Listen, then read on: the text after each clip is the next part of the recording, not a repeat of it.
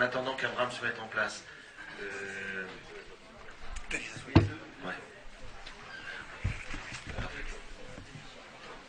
Hein? Ah, c'est vous là, vous serez mieux, non?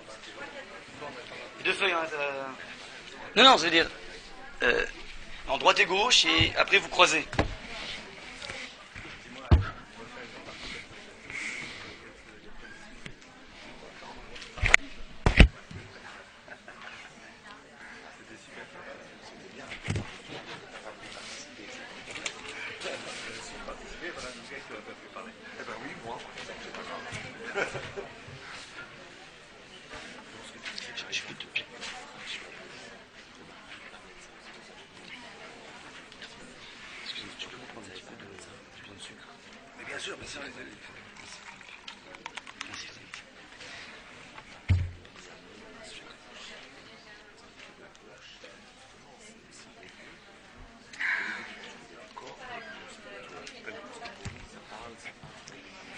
Donc il y a deux papiers, un en français et un en hébreu et français, donc il faut croiser une fois qu'on a distribué.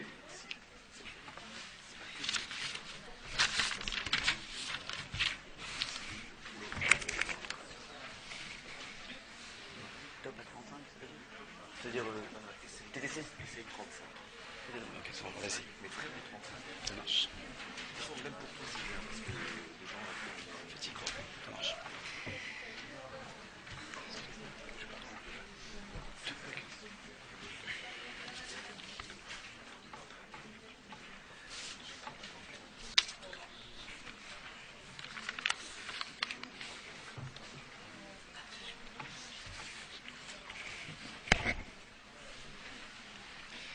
Très bien, est-ce que tout le monde est servi?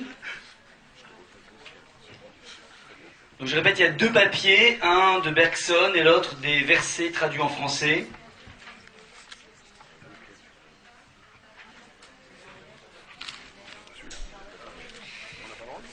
Ah désolé, tu l'es par cœur.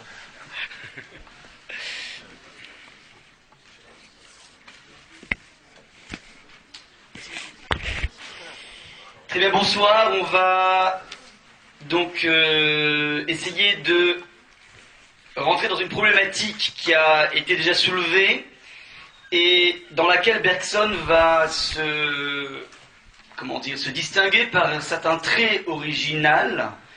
Et ce que je voudrais faire en fait, c'est essayer de voir que la problématique qui est amenée au niveau du langage par Bergson dans ce texte semble être une problématique qu'on retrouve dans un passage très hermétique de la Torah, qui est donc ce passage de la tour de Babel, auquel on ne comprend pas grand-chose, à vrai dire, dans la mesure où rien n'est dit dans les versets de la tour de Babel au niveau de faute, au niveau de déroute de la population, dans la mesure où, de façon générale, lorsque Hachem intervient pour punir l'humanité ou réparer certaines fautes, alors on a des fautes très claires, comme le fratricide de Caïn qui va se solder par l'expulsion de Caïn du Gan Eden et son nouveau statut de promoteur immobilier de ville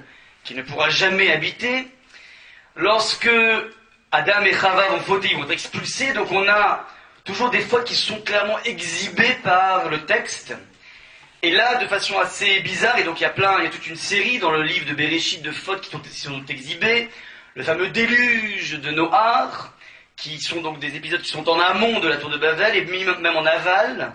On a donc des textes qui vont parler notamment des villes de Sodome et Gomorrhe qui se sont caractérisées par une négation de toute forme d'altérité, dont un des épiphénomènes serait les pratiques homosexuelles. Et donc, systématiquement, on pointe du doigt des fautes très claires. Et on verra donc rapidement que le texte de la tour de Babel est totalement hermétique. Alors on commence donc, comme prévu au niveau du plan, par ce texte de Bergson, qui se trouve donc dans le livre Le Rire, et dans lequel donc on va rapidement résumer les 5 idées forces de ce texte. Et donc on n'aura pas le temps de le lire, il nous reste peu de temps. Donc faites-moi confiance juste sur ces idées forces qui sont quand même soulignées. J'ai quand même pris le soin de souligner pour voir de façon très claire quels étaient les points essentiels. Alors, la première idée de Bergson, on a pas mal parlé, c'est que déjà, avant de parler de langage, au niveau de la pensée, on a énormément de mal à pouvoir épouser la réalité des choses. Et on est obligé, par souci de concept, de penser la réalité en donnant une étiquette à la réalité. Et donc on est déjà, indépendamment de la dimension de décalage, on a une dimension de réduction de la réalité. Cette réduction de la réalité se fait au niveau de la pensée, ce que dit Bergson au début.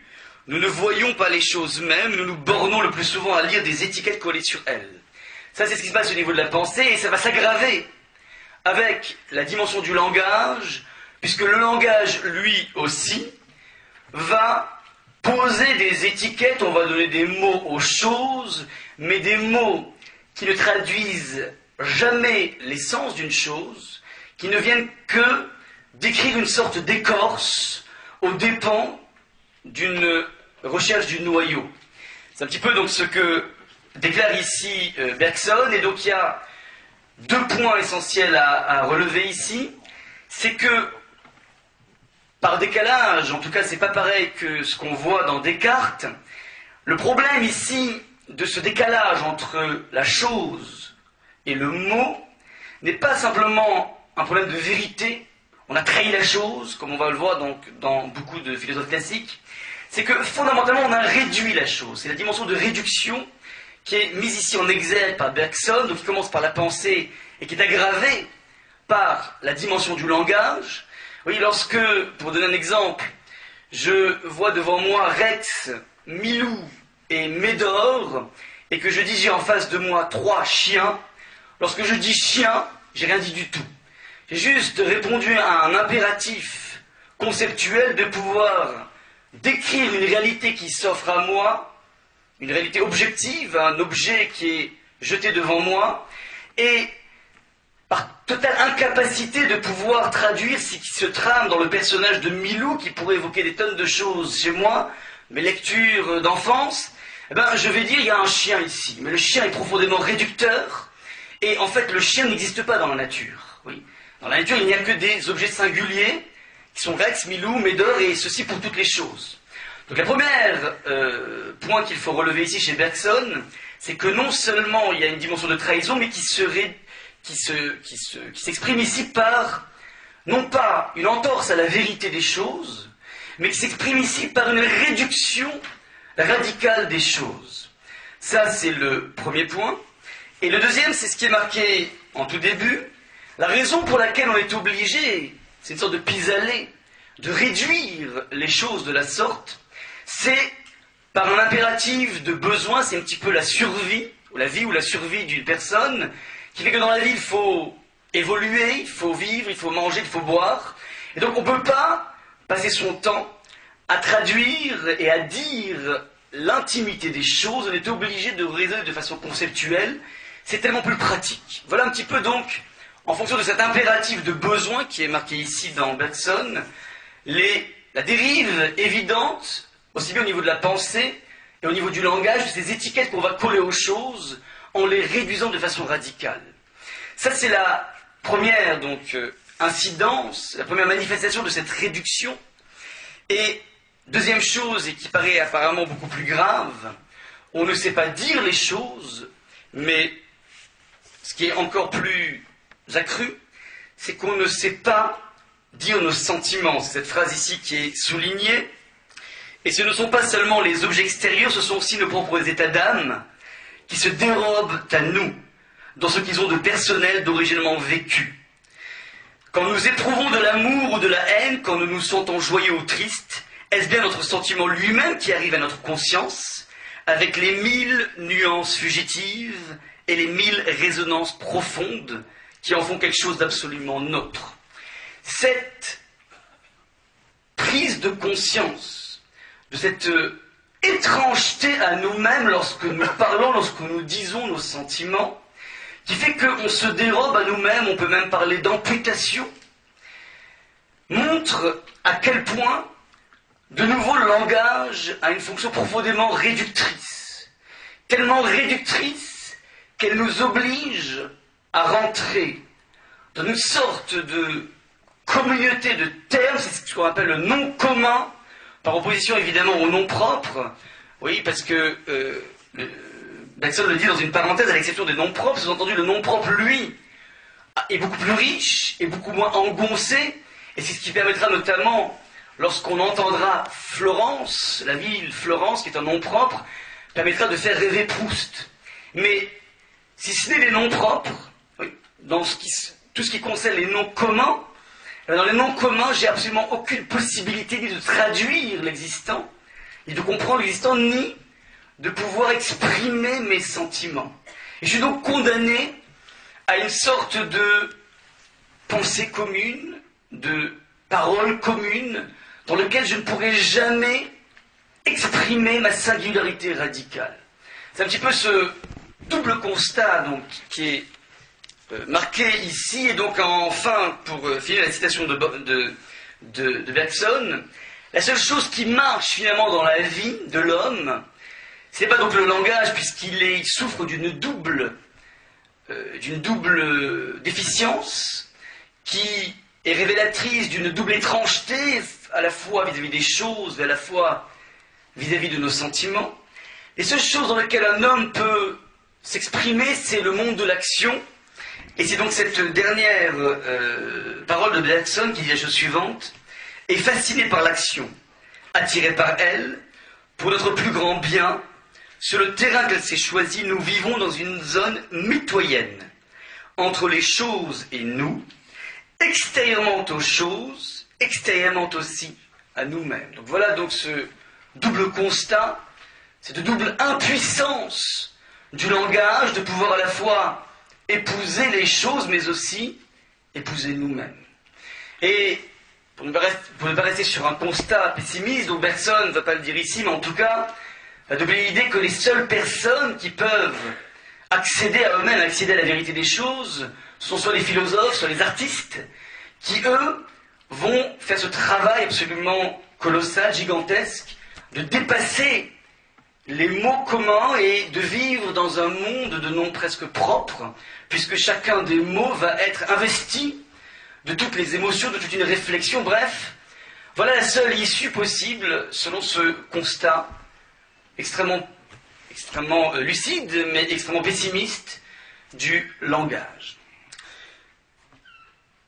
Voilà donc pour Bergson. J'ouvre maintenant un texte de la Genèse, et comme je le disais en introduction, on va donc le lire et essayer de pointer du doigt beaucoup de similitudes avec cette réflexion de Bergson, et voir quels sont certains points de différence, certains points qui méritent d'être étudiés.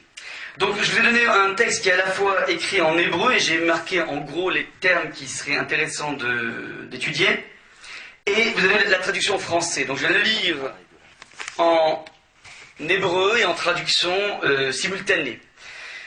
Donc voilà, d'entrée de jeu, on est dans le dernier chapitre de la généalogie de Shem, Shem qui est le fils de Noach.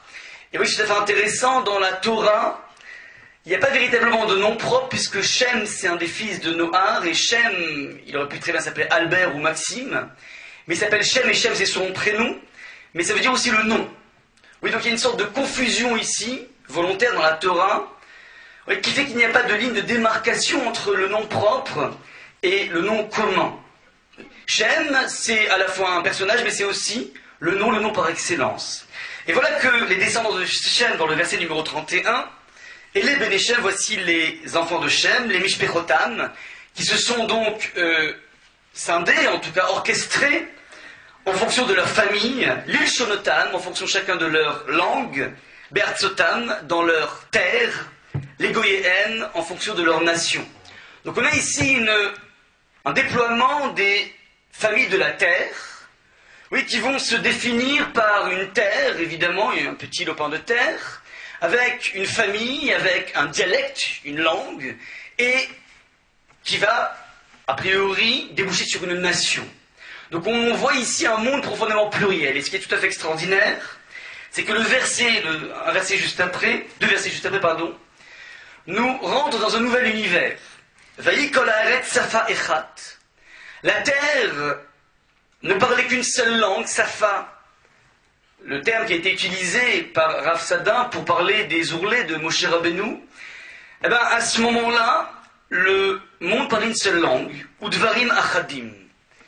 Et alors, on va donner deux lectures possibles de dvarim achadim, littéralement. Première lecture possible, c'est dvarim, ce sont des paroles, achadim, qui sont unies. Donc, première possibilité de traduire ce verset, le monde avait une seule langue et des paroles unies. Alors évidemment, la question qui surgit, on vient de dire que le monde se caractérisait par un déploiement qui vient mettre en relief une multiplicité de langues, une pléthore de nations, puis d'un coup on se retrouve avec une sorte de langue unique. Alors trois possibilités, soit on dit que c'est anachronique, c'est possible, mais c'est pas mentionné chez les maîtres du Moyen-Âge, soit on dit que soit on dit que c'est une illusion de langue unique, et lorsqu'on saura que d'un point de vue politique, le personnage central de cette épopée de la tour de Babel, cette fameuse tour qui va monter jusqu'au ciel pour faire la guerre à Dieu, dont parlait Rav Sadin tout à l'heure, c'est Nimrod, et il est possible que Nimrod a créé une sorte de langue consensuelle pour arriver à ses fins, et c'est un petit peu ce qu'on pourrait retrouver dans le livre 1984, une sorte de nouvelle langue, une langue parlée par tout le monde, et ce n'est qu'une illusion, oui, qui va permettre de pouvoir créer des consensus, et qui dit consensus, qui permet donc de pouvoir asseoir un despotisme. Ce serait une lecture politique. D'entrée de jeu, je ne veux pas m'attacher à cette lecture politique, non pas parce qu'elle est fausse, elle est mentionnée en tout cas chez le Netziv, dont parlait Rav Ebidia, le Emek Davar, mais je veux rester très proche du texte et me mettre en relation ce Dvarim Achadim avec un autre Achadim qui se trouve dans le texte aussi de Bereshit, de la Genèse, lorsque Yaakov a enduré 7 ans de travaux forcés pour enfin se marier avec Rachel. Alors il était tellement amoureux de son épouse, sa future épouse, Rachel, qu'il va déclarer que ces 7 ans qui étaient a priori un bagne, tel que c'est décrit dans le verset, ces 7 ans étaient pour lui Keyamim Achadim, étaient pour lui comme quelques jours. 7 ans, pour Yaakov, il était tellement mu par cet amour, c'est comme quelques jours, 3-4 jours, pas plus que ça, 7 ans. Et donc, si on reste fidèle à cette lecture de Yaakov, et ce qui est la lecture unique, pour lui, ce n'était que pour lui quelques jours. Alors ici, il faudrait dire que ce qui se passe dans cette génération, il y a une seule langue qui génère pas forcément de façon inéluctable, mais en tout cas c'est ce qui s'est passé à l'époque, qui génère des paroles quelques paroles, trop peu de paroles. Voilà un petit peu le constat. Donc on n'est pas du tout dans les lectures politiques, oui, la pensée consensuelle, la nouvelle langue, non pas du tout. On est ici dans une sorte de paupérisation de la langue, oui, qui finalement, une langue qui est très peu utilisée. Alors, il faut se poser la question évidemment, qu'est-ce qui se passe? Pourquoi une seule langue, et en l'occurrence, Rachid va dire que cette langue, en l'occurrence, c'est la Lashon HaKodesh, la langue de la création, cette langue qui est censée traduire l'essence des choses, elle va déboucher sur une forme de mutisme. Oui, c'est une sorte de relation muette entre les individus. Alors, deux possibilités pour expliquer cette absence de dibour, cette absence de parole. C'est quelques paroles qui génèrent les individus. Soit on dit que les gens se font la tête, mais ça c'est impossible. Oui, lorsqu'on se fait la tête, on arrête de se parler. Mais ça c'est impossible parce que tous les commentateurs insistent sur la dimension incroyable de cette génération qui a eu le mérite d'être unie. Oui, tout le livre de Bereshit est placé par le principe des guerres à tous les niveaux entre deux frères, une première guerre de religion entre deux frères, puis systématiquement il y a des conflits, et puis pour une fois, voilà qu'un embryon d'humanité s'entend. Et c'est tellement fort cette entente que Rashi va déclarer, au moment où Hachem va frapper cette nation, il ne va pas la frapper par la mort, mais il va la frapper par la dispersion, parce qu'il mérite au moins d'avoir réussi à créer un consensus au niveau de la société, Ils ont créé un ciment social, et ça mérite d'être récompensé par Hachem, et donc la punition ne sera pas aussi catégorique que le déluge qu'on vient de quitter, dans lequel Hachem va engloutir l'humanité. Et là, il y a une sorte de lettre de noblesse extraordinaire de ces gens qui ont réussi à créer ce ciment. Et donc on ne peut pas dire que ces personnes se font la tête, alors d'où vient cette évaporation de la parole? Alors on peut trouver une piste qui serait, ce sont des personnes qui s'entendent tellement bien que ces personnes ont des relations, ce qu'on appellerait aujourd'hui des relations fusionnelles, et c'est un petit peu ce qu'on peut trouver dans toutes les micro-sociétés, c'est-à-dire dans une famille, on peut créer des relations qui sont tellement basées sur le vécu. Oui. On vit dans une famille qu'il n'y a pas forcément besoin de beaucoup parler. On peut trouver ça dans un club, oui, puisqu'on est tous du même bord, un parti éventuellement, alors on se comprend. C'est une relation qui est beaucoup plus basée sur le non-dit que sur l'expression. Oui. Il y a beaucoup de complicité dans notre façon de ne pas s'exprimer justement. Et on peut pousser encore plus cette idée en disant que la relation fusionnelle qu'un homme et une femme peuvent créer ensemble dans le lien marital peut aussi mener à ça. Oui, il y a une sorte de... Alors on va appeler ça un danger parce que ça va être stigmatisé. Il y a une possibilité de dérive d'une relation trop forte et une relation trop amoureuse et trop... liés l'un avec l'autre, l'un pour l'autre, qui fait qu'il n'y a plus besoin de parler, un clin d'œil suffit, une expression du regard. Et donc, petit à petit, les expressions verbales sont en train de s'appauvrir, de s'évaporer. Je continue donc le texte, et là, on arrive donc à un point, et je voudrais juste préciser cette idée, c'est que donc, premièrement, dans ces relations fusionnelles, on n'exprime pas les choses, donc il y a d'abord un appauvrissement de la définition d'une chose qu'on retrouve dans Bergson, mais deuxième élément, le verset ne dit pas quelles étaient ces choses qui étaient quelque.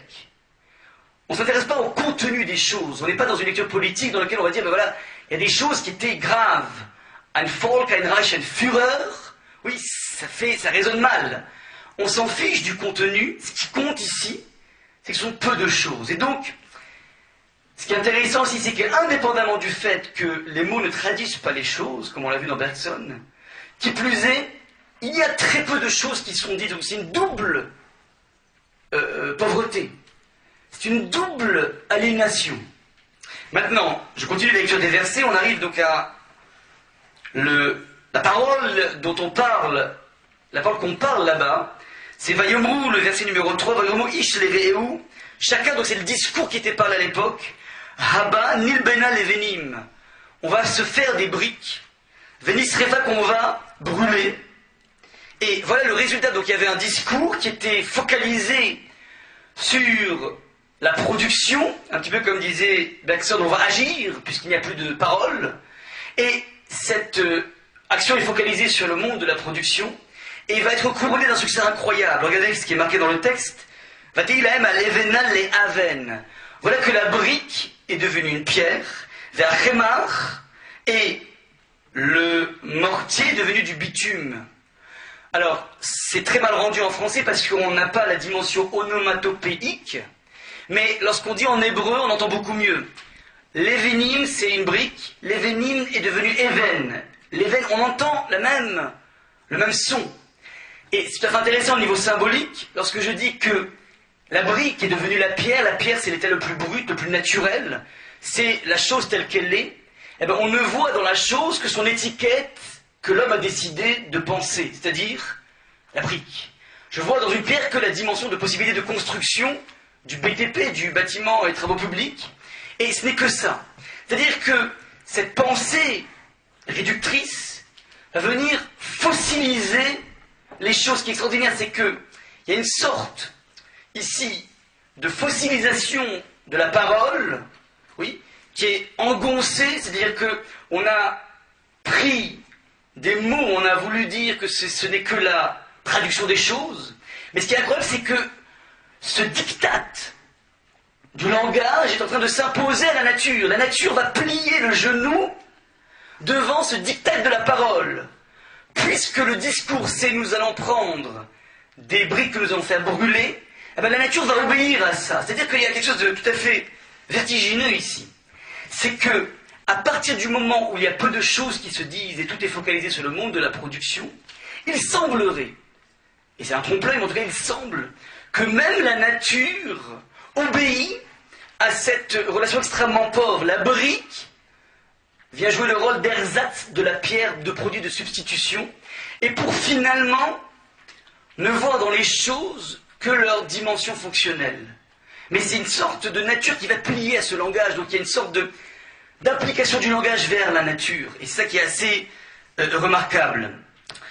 Et voilà que, puisque ça réussit, puisqu'on a une sorte de résonance ici, c'est incroyable, l'ébène, qui est la brique, devient ébène, une pierre, donc ça sonne, donc on a le vent en poupe. Alors si on a tellement le vent en poupe, autant continuer dans cette construction magnifique, et construire une tour dont le sommet va arriver jusqu'au ciel, qui sera un petit peu, et c'est ça le point le plus important au niveau du langage, qui sera la preuve, et peut-être plus qu'une preuve, le vestige d'une communication qui s'est transformée en action, mais qui a réussi. Je répète, on a dans l'image de la tour de Babel qui atteint jusqu'aux cieux, l'idée que finalement la production est la chose la plus réussie, et cette même production est le vestige d'une communication d'antan, puisqu'on s'est liés ensemble par le biais du langage, mais finalement on n'a plus besoin du langage pour communiquer, il suffit d'avoir des projets communs. Et regardez comment c'est tout à fait intéressant. On peut en arriver, et même dans l'économie du couple, à abandonner la dimension du couple au profit des produits, des tours qu'on a créés qui s'appellent nos enfants, qui fait que toute notre justification en termes d'être humain se cristallise sur les enfants, et on pourrait même en arriver à une sorte d'absence de parole dans le couple, qui peut aller prendre des actions tout à fait incroyables, que le père et la mère ne s'appellent plus Max et Cunégonde, mais vous appelez papa et maman, même entre eux. C'est-à-dire qu'on ne se définit, on n'a plus de nom propre. Max et Cunégonde, pour ne viser personne, parce que j'imagine qu'il y a personne qui s'appelle Cunégonde ici. Donc on oublie, de cette façon, la dimension de l'être humain, le nom propre, pour finalement devenir un genre. On se définit comme étant un papa et une maman, et pas plus que ça. Pourquoi? Parce que finalement le projet parental qui est arrivé à bout, qui est les enfants et les enfants élevés, font que finalement il n'y a plus besoin de communication à l'intérieur du couple. On peut parler du couple, on peut aller encore de façon plus provocatrice, en disant que dans la nécessité de créer un temple, quelles que soient les religions, on pourrait y voir ici, alors que le temple a sa fonction de communication avec l'éternel, avec le divin, et a une fonction essentielle donc de parler avec le divin, et bien finalement une fois qu'on a créé sa petite synagogue, on n'a plus besoin de parler avec le divin. C'est-à-dire que puisque la synagogue est là pour prouver ma recherche de langage, ou pour être le vestige d'un langage d'antan des prières que je faisais quand j'étais tout seul, alors finalement la synagogue n'a plus besoin d'abriter des prières. Et c'est ce qui fait qu'on peut même avoir un sentiment dans lequel, c'est incroyable, lorsque je prie tout seul, je me sens beaucoup plus proche du divin que lorsque je suis à la synagogue. Donc il y a une sorte de, d'inversement incroyable qui fait qu'on se reconnaît plus dans ce qui était censé être un projet de communication avec le divin qui va venir obstruer le langage. Donc on a ici, si vous voulez, dans cette lecture qui est encore une fois basée sur le terme de achadim qui veut dire quelque, on a, si vous voulez, donc une décadence ici, enfin une décadence du langage, mais qui est pourtant une franche réussite. Oui, la tour marche, les pierres chantent, les pierres, les briques s'appellent des pierres, et c'est une onomatopée, les even, le chomer, le chémar, les chomer, ouais, la pierre, le bitume en mortier, c'est-à-dire que tout chante. Et si, donc je dis bien si, cette humanité a créé une telle réussite, la question évidemment est la suivante. Qu'est-ce qui justifie l'intervention d'Hachem? Donc on va voir tout de suite. Pourquoi Hachem va venir casser, briser de façon radicale cette entreprise, On est ici donc dans le verset numéro 6. Vayomer Hachem, Dieu dit, Dieu de miséricorde, vient dire la chose suivante, En am echad vesafa achad lekulam. Voilà qu'on est devant un peuple uni, am echad, vesafa echad lekulam, et une seule et même langue pour tous. Vezer kilam lasot, et c'est ça qu'ils ont commencé à faire. Et maintenant, je ne vais pas leur permettre de continuer. Donc Hachem, on connaît la suite. Il va descendre, il va disperser ces peuples à travers le globe, et il va surtout confondre leur langue. On va retourner à ce premier l'île Shonotam du début, c'est-à-dire une sorte de monde qui est basé sur une pléthore de dialectes, de Lachon, parce que c'est pas Safa, il y a une différence entre Lachon et Safa. Safa, ce sont les lèvres, Lachon, c'est la langue, donc quelque chose qui est en amont de la lèvre. Donc le monde va revenir à ça. Et la question qui se pose est la suivante. Puisqu'on est arrivé ici, avec cette paupérisation du langage, à un ersatz qui semble réussir, pourquoi ça justifie l'intervention de Dieu? Pourquoi c'est tellement grave, finalement, de créer une société qui marche, une société dans laquelle, finalement, on peut se passer du langage qui est tellement frivole, lorsqu'on a des éléments aussi costauds qu'une tour, qui est là, qui va nous donner une véritable pérennité. Je vous rappelle que Rachi amène 3 explications d'après le Midrash. Quelles étaient les motivations de cette tour? Alors il y en a 2 qui sont tout à fait compréhensibles. C'est les 2 premières en disant que cette tour va être une tour sur laquelle on va brandir une épée, non pas l'homme, on va planter une épée pour dire, non pas pour faire la guerre à Dieu, mais pour dire qu'on fait la guerre à Dieu. Ouais, donc là on comprend, il y a une sorte de révolte, volonté de se détacher du divin, et c'est tout à fait intéressant. Lorsqu'on parle du projet de la tour, le texte dit Venaselanu Shem, on va se faire un nom, c'est ça le but de la tour, un nom. Un nom c'est un nom et c'est un renom, mais en tout cas c'est certainement pas un nom propre. On veut se déconnecter de façon radicale du nom par excellence, on va créer une nouvelle langue, mais c'est pas une nouvelle langue avec une vision de Nimrod qui serait un consensus pour dominer, non, non, c'est que de façon extrêmement pernicieuse, parce que inconsciente, c'est pas voulu, petit à petit, puisque on palpe des réussites incroyables et presque insolentes, qui sont le produit de notre projet commun, alors a priori on ne comprend pas pourquoi on a vraiment besoin de parler. Oui. Et donc finalement, dans ces clignements de l'œil, dans ces expressions du visage, ça suffit. Pourquoi on a besoin de plus? Et donc qu'est-ce que vient faire Hachem ici? Et venir tout briser en disant ça ne marche pas ici. Donc tant qu'on est dans ces 2 explications du Midrash, donc première chose c'est que la tour est là pour brandir une épée contre Hachem, on peut comprendre la réaction d'Hachem. Lorsqu'on dit, deuxième explication de Rashi, qui est la suivante, la tour est là pour combattre non pas Hachem, mais le représentant d'Hachem sur terre, c'est-à-dire Yechido Shel Olam, qui est Abraham Avinu, donc il y a une volonté de se déconnecter de Abraham. Alors on comprend aussi qu'il y a un problème au niveau de la représentation de Dieu. Mais troisième midrash amené par Rashi qui est incompréhensible, les gens de la tour de Babel viennent dire la chose suivante. Tous les 1656 ans, Hachem envoie un déluge sur le monde qui détruit le monde. Et donc qu'est-ce qu'on va faire? On va faire une attelle au ciel, qui est la source des eaux, pour éviter que dans 1656 ans, donc ils sont en instant T, police d'assurance sur 1656 ans, 17 siècles de police d'assurance, pour éviter que Hachem renouvelle cette expérience tragique du déluge. Et la question évidente est la suivante, Hachem a promis. Hachem a promis qu'il n'y aurait plus de déluge, et donc là on voit ici qu'il ne veut pas croire en la promesse d'Hachem parce que fondamentalement, on ne croit plus en la parole. La parole n'a plus de sens parce que ce qui compte, ce ne sont que les productions.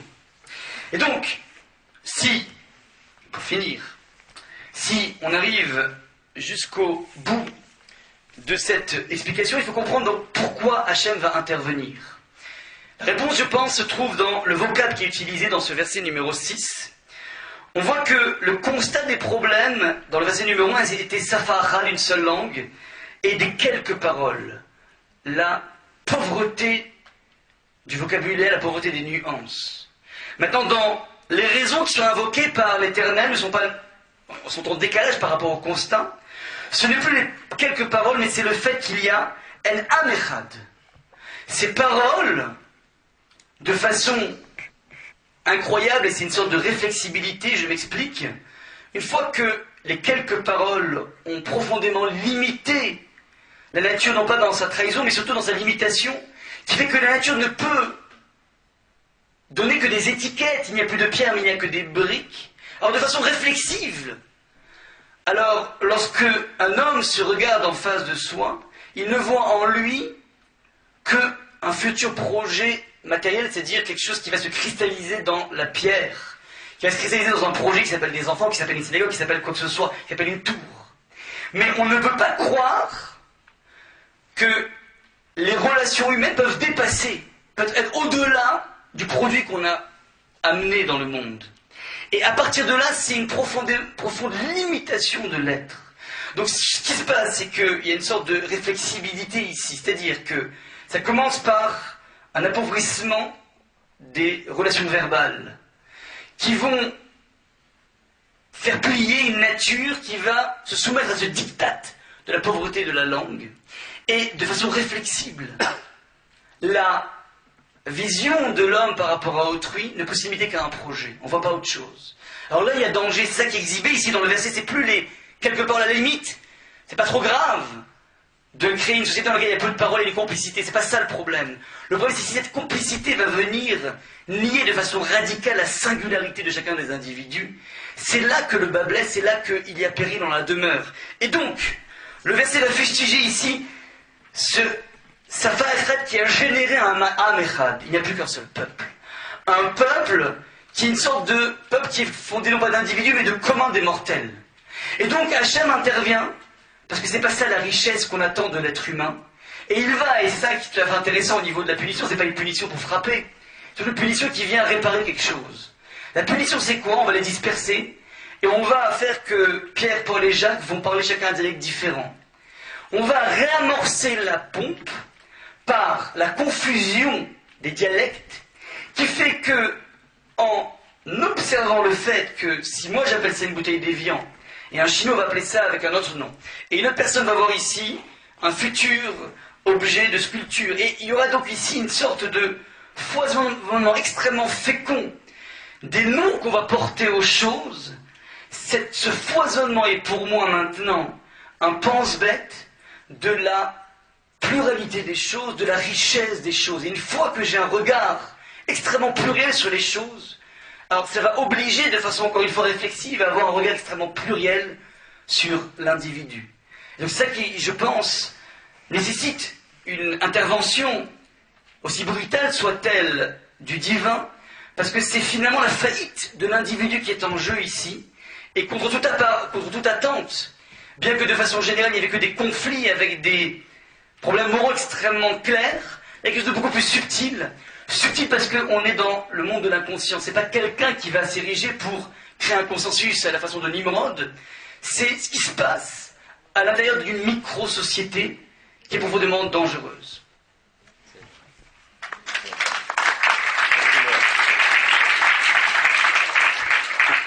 J'ai prévu ça. C'est pas moi. Non, mais d'accord, mais non, je suis dans les temps. C'est bon, c'est très bien. Voilà, des questions. Il y a quand même le point. Alors j'ai trouvé ça très intéressant. Rappelons quand même que Bergson dit que les poètes, les philosophes, les penseurs, etc. peuvent arriver à cette vérité du langage. Donc peut-être que justement la décision de Dieu sur l'humanité à ce moment-là, c'est de réintroduire la poésie dans le monde pour faire que les gens puissent maintenant chercher quelque chose dans le langage. Donc ça c'est très bien. Alors oui, vous avez une question?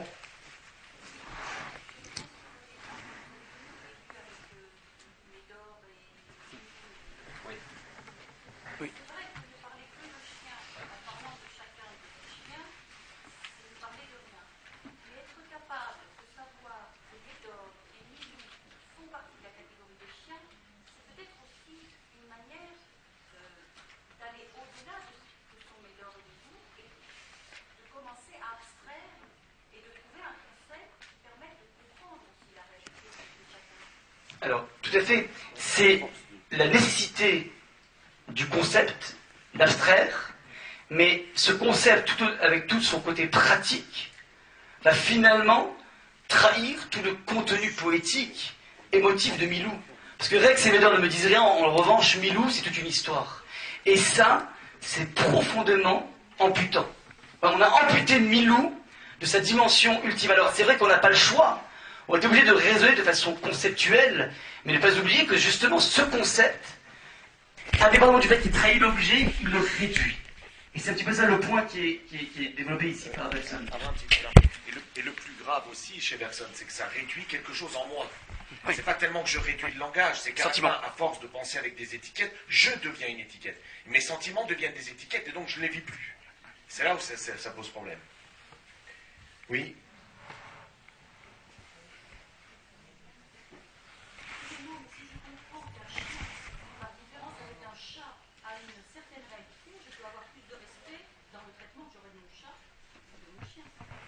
J'ai des avantages et des inconvénients.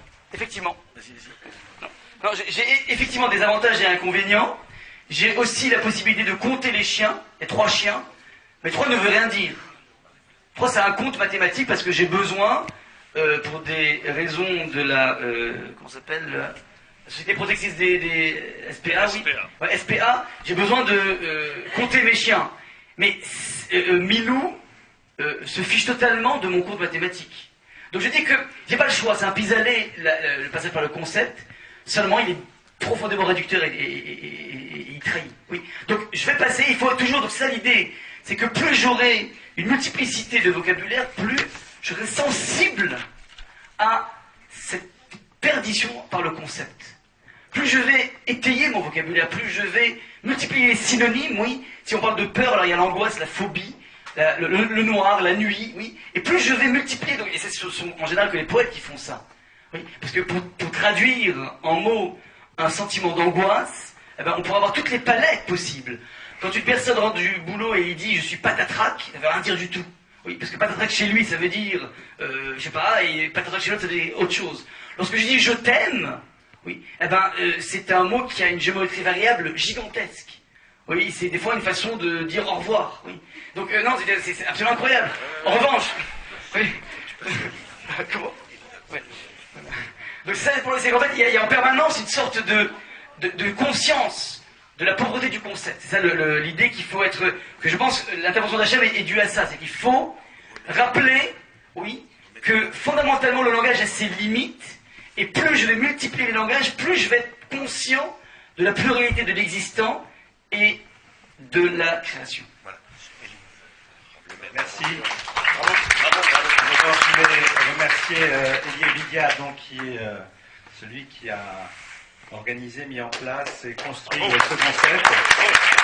C'est la troisième fois qu'on se retrouve pour cela. Merci à Raphaël Salin qui est là cette fois. Venu de Jérusalem, pas que pour cette soirée, pour plusieurs soirées d'ailleurs, il est là pour plusieurs interventions. Merci à Abraham, merci Sébastien Lally, à toute l'équipe de l'EM qui a organisé ce soir avec les bénévoles. Juste une conclusion très rapide. Au fond, ce soir, les enjeux de cette réflexion sur la parole, j'ai envie de les... Alors le terme est un peu violent peut-être, de les réduire à un texte, vous savez, ce fameux texte qui discute sur ce qu'était ce fameux arbre de la connaissance du bien et du mal. Et il y a plusieurs versions, et une des versions nous dit que cet arbre, Etz, c'était du blé. Donc déjà, même si nos connaissances en botanique ne sont pas trop développées, on se doute bien que le mot Etz, c'est un arbre, quelque chose qui a des racines, qui poussent et qui produit des fruits et se renouvelle, alors que là il nous dit c'est du blé, donc on voit déjà que on est en train de dire un mot et puis ce mot-là, eh bien, il peut avoir une autre traduction. Et j'ai un tout petit peu plus loin parce que le texte du Talmud nous dit pourquoi c'est ça l'arbre de la connaissance du bien et du mal. Il nous dit parce que tout simplement l'enfant ne peut pas véritablement commencer à parler tant qu'il n'a pas goûté à ce qui est du domaine du blé, c'est-à-dire tant qu'il n'a pas atteint l'âge des céréales, la notion de la parole n'existe pas. Et on est en train de nous dire qu'au fond, tout l'enjeu de ce que l'homme va produire dans l'univers, c'est-à-dire la confrontation justement à cette embrouillamini entre ces lieux dans lesquels il y a à la fois le bien et le mal sont ensemble, entrelacés, on ne sait pas véritablement où les choses se jouent, commence dès lors que l'idée même du mot, du verbe émerge. C'est-à-dire, comme c'était fort bien dit précédemment par les différents intervenants, il y a un moment la réalité de la parole qui s'introduit à l'intérieur de notre histoire. On sait bien que la chassidoute nous dit que l'expression ultime d'un mot, eh bien, c'est un moment de silence. On connaît l'histoire du Rav de Brisk et du Chazon Ish qui se sont rencontrés, qui sont restés en silence ensemble et se sont levés et se sont tournés vers chacun de leurs accompagnateurs en se disant ben, c'est bon, c'est assez dit les choses. Ça, c'est quelque chose d'ultime, c'est quelque chose qui est préexistant, mais dès le moment où on arrive dans l'ère du langage, l'ère de la parole, alors on rentre justement dans la problématique liée à celle-ci, et je crois que c'est un petit peu, en tout cas, ce qui était tenté d'être posé ce soir à travers cette réflexion. Je crois qu'elle nous a ouvert de véritables pistes. Ce que j'ai pu beaucoup apprécier, je suppose vous aussi, c'est que nous n'avons pas entendu des paroles figées, mais ces paroles sont à l'image des paroles de la Torah, c'est-à-dire qu'elles éclatent et que chacun des mots qui a été dit, eh bien, a construit chez chacun d'entre nous un écho particulier suivant sa spécificité. Et je crois que c'est peut-être au fond, sans doute, cela que l'on attend. Alors, j'ose espérer que nous aurons le bonheur de nous retrouver à nouveau pour d'autres paroles, des paroles dans d'autres cadres, dans d'autres univers, ici aussi, et que chacun d'entre nous puisse tout simplement se reconnecter à son propre langage pour pouvoir peut-être mieux encore se mettre à l'écoute de l'autre. Merci pour votre écoute, merci pour votre présence, et je vous retrouve à toutes et à tous. Très intéressant. Merci. Très intéressant. Et il faut que tu apprennes à te déstresser parce que tu cries. Déprends-toi. Tu te rends pas compte. Non, mais c'est bon, ça. Ça c'est ce travail. En vie, tu cries, c'est-à-dire oui, tu mets énormément d'énergie. Énormément. Voilà. Non, parce que justement, je vis la chose. ton énergie, il faut que tu la gardes là. Je regarde sur Elle se garde là. Même si elle ne soit pas obligée quand tu sois. Dommage que ça va 6 mois pour se revoir. Parce que c'est vraiment une privation. On va en faire d'autres. Non, mais ça, non. Tu arrives à réaliser que ce que tu ressens là, ça va passer à travers la force. Non, c'est-à-dire, n'ose pas. Tu vas, et en vérité, les gens vont comprendre. Parce que ça se passe là. Puisque c'est intense, ça traverse tes mots. C'est intéressant, ça traverse tes branches en train de se passer. Les gens ont l'impression que c'est une chose. En vérité, c'est l'expression de ce qu'on pose dans l'instant. En vérité, c'est ce qui se passe. Alors qu'en vérité, c'est le plus profond de toi-même. Ça traverse le route. Ça ajoute le route qui maîtrise. Merci. Même dans la région, ça participe. Vous êtes forcément dans une relation.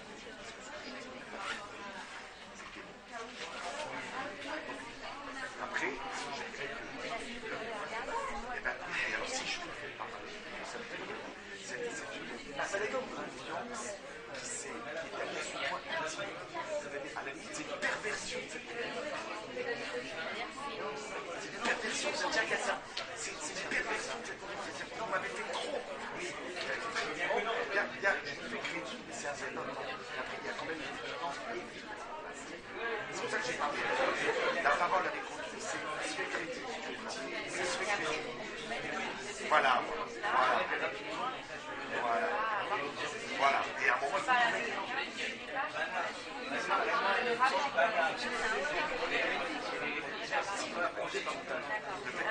te laisse parler.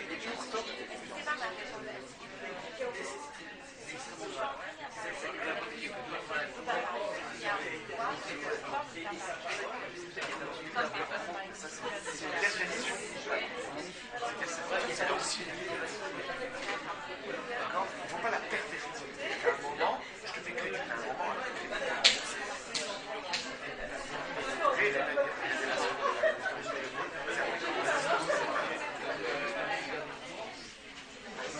même dans le discours, c'est là où on le voit.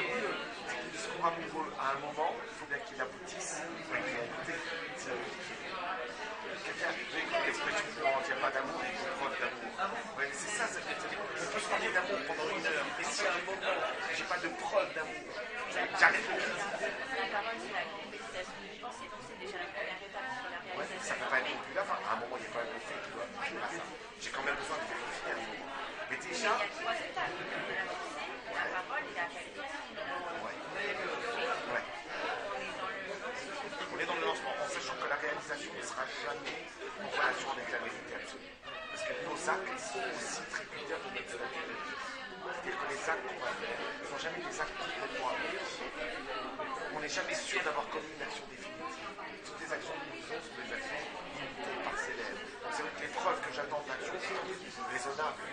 C'est bien. Il ne faut pas non plus demander la lune. Moi, je pense que je vais pas demander de tout le boulot parce que je sais que ça ne sera pas possible. Ça. On peut demander, mais si ça n'arrive Et pas, avoir un objectif énorme parce Oui. qu'on sait qu'on n'arrivera pas à le Voilà. faire. Ça... mais si ça n'arrive pas, il ne faut pas faire un procès. Il faut déjà le dire. Et juste une dernière question, maintenant que je vais par rapport à la psychologie. La différence à laquelle vous avez s'adresser à un femme, vous demandez de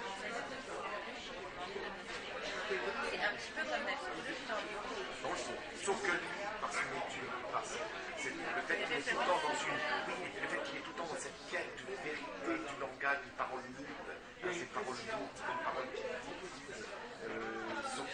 saupoudrée comme ça. Alors peut-être qu'on a accès à plein de choses qui est la vérité. Il va peut-être vous expliquer pourquoi il dit ça. Il va vous dire, moi je pense que c'est ça qui a raison. Le psychologue, vous êtes dans un échange. Le rat va peut-être vous donner cette puissance les mots qui changent. Non, dans la psychanalyse, le réalité, c'est-à-dire qu'effectivement, on fait une psychanalyse, on reste séquence, etc. Donc, on est dans une relation, là, c'est très bizarre, on va la Torah, elle ne peut pas imaginer comme ça, le c'est un peu gênant, on banalise une parole comme ça, pas méprisante, mais vulgaire, c'est pas. Maintenant, on peut faire une psychanalyse sans parler de ses parents, il faut trouver la bonne psychanalyse. D'accord, ça va, ça vous a plu? C'est impeccable. D'accord, génial. Vous êtes mademoiselle Attends. Attal. D'accord, bah, vous êtes employé sur D'accord, donc on fait souvent ce genre de choses, au moins 2 fois. En général, je vois, c'est.